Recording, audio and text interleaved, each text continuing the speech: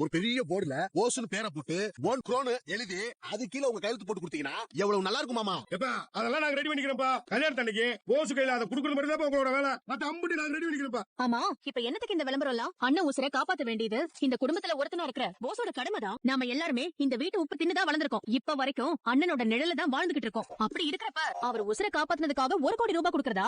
எனக்கு இதுல உடன்பாடு இல்லப்பா. ஆமா, இதே உங்க மகளுக்கு குடுக்கறதா இருந்தா நீங்க வேணாம்னு சொல்லுவீங்களா? அடுத்து உங்களுக்கு குடுக்கறாங்கன்னதும் அதை தடுக்க பாக்குறேன். ஏன்டா உங்களுக்கு இப்படி புத்தி போதோ தெரியல. என்ன மதனி புத்தி கத்தின்லாம் பேசுறீங்க? அப்புறம் என்ன தாச்சி, மாமாவா பார்த்து என் பிள்ளைக்கு ஒரு நல்லது செய்யறேன்னு சொல்றப்போ நீங்க எதுக்கு அதை தடுக்க பாக்குறீங்க? கொஞ்ச நேரம் பேசாம இருக்கீங்களா? பாருண்ணே, வீடு அங்கங்க கிராக் விட்ட மாதிரி இருக்கு பாரு. மராமத்து வேலைய சீக்கிரமா வந்து பாக்க சொல்லு. எங்க புரிஞ்சுக்கிட்டேன். கிராக் இங்க விழுந்துச்சா?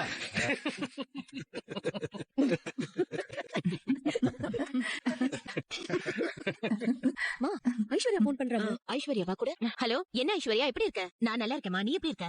ஆமாமா, போஸுக்கு கல்யாணம் வச்சிருக்கோம். அப்பா சொன்னாங்களா? எங்க உங்க அப்பா தான் பிசினஸ் ஊர் பக்கம் வரவே மாட்டேங்கிறாரு.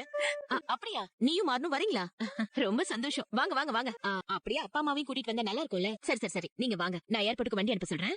சரி வச்சிடுறேன். வாங்க வாங்க, ஊருக்கு வந்து பேசிக்கலாம். மாமா, போஸோட கல்யாணத்துக்கு என் அண்ணன் மக ஐஸ்வர்யாவும் தங்கச்சி மக மாறனும் வராங்க. ஓ அப்படியா? ரொம்ப சந்தோஷமா, ரொம்ப சந்தோஷம். இப்ப எங்க இருக்காங்க அவங்க? எல்லாரும் இப்ப அந்தமான்ல தான் இருக்காங்க மாமா. படிப்பு வேலை எல்லாம் இப்ப அந்தமான்ல தானே, அதான் அங்கேயே இருக்காங்க. ஓ சரி. ஆமா, வரவங்க கல்யாணம் முடிஞ்சது கிளம்பிடுவாங்களா?